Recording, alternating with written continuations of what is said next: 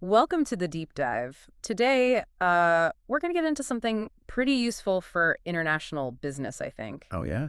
What's that? Specifically, those British time idiom you hear. You know, the ones that can sometimes trip you up. Ah, right. Yes. They can be tricky. We've got a list here, quite a few actually, and the idea is to, well, pull out the really practical ones, the ones that give you an edge, or just stop misunderstandings with British colleagues. Absolutely. And it's interesting, isn't it, how they often reveal sort of underlying attitudes about time and work in the UK. That's a good point. It's not just the dictionary definition. No, not at all. It's the nuance, the signal it sends. Okay, so let's jump in. Deadlines and urgency first. How about in the nick of time? Ah, classic. Means you just managed it, right? Like literally seconds before the deadline. Exactly. The example here is submitting a tender just before the cutoff. Phew. Yeah, it implies that close call, but usually, with a sigh of relief. You made it. Right. Now, what about against the clock? That sounds more stressful. Oh, it is. That's when you are actively rushing, really feeling the pressure to finish before time runs out. Like hammering out a proposal late at night, Got it. So one's relief, the other's pure pressure. pretty much. And then you've got the opposite, haven't you? Take your time. Yeah, don't rush. Usually said when quality is more important than speed. Like with a really important report for a major client, you don't want errors. Precisely. It suggests sometimes a preference for being thorough over just being fast. Depends on the context, of course. Makes sense. Okay, what about the pace of time itself? We all say time flies. We do. It's almost a cliche, but very true in business, isn't it? Suddenly a whole quarter's gone by. Yeah, feels like that often. But then there's behind the times. That's about being old-fashioned or outdated, like a company clinging to ancient software. Right, they're not keeping up. It's about being current, And the flip side. ahead of its time. For something really innovative, maybe, like that eco-packaging example they mentioned, which was visionary when it launched. Exactly. So these idioms sort of place things on a timeline of progress, don't they? Yeah, they really do. Okay, shifting gears.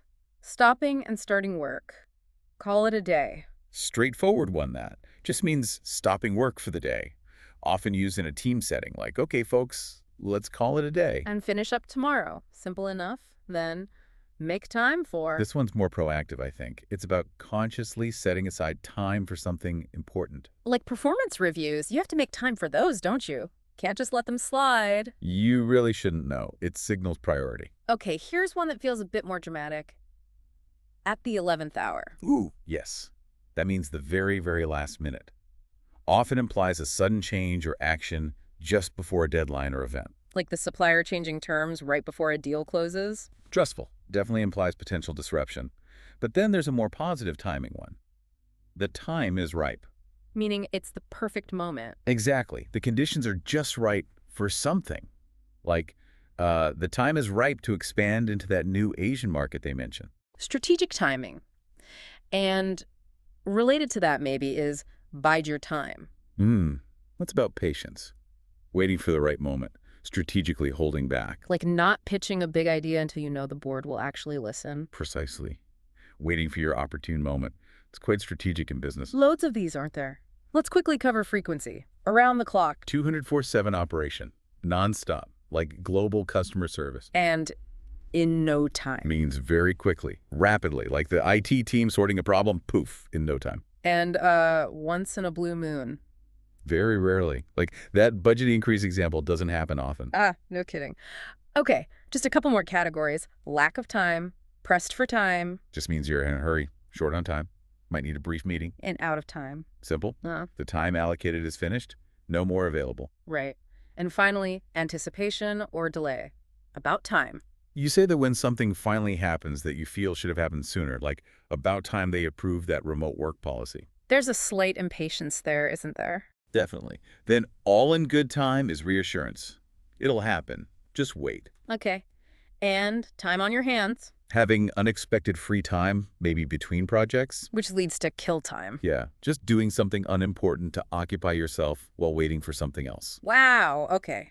That's quite a tour. So really getting a handle on these isn't just about vocabulary. Not at all.